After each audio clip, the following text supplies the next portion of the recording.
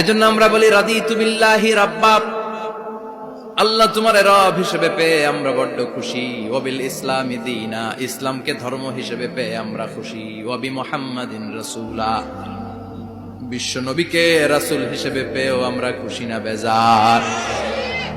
এমন রাসূল, গোটা বিশ্বের শ্রেষ্ঠতম রাসূল, শ্রেষ্ঠতম ব্যক্তিত্ব, যার কাছ থেকে পজিটিভ কোনো জিনিস ছাড়া নেগেটিভ কোনো জিনিস প্রকাশিত হয় নাই, সব ইতিবাচক।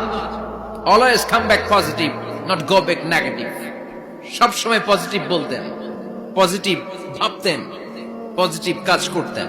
কোন নেগেটিভ নেতিবাচক কোনো কিছু বিশ্বনবীর জীবনে খুঁজে পাওয়া যায়? চিল্লায় বলেন, খুঁজে পাওয়া যায়?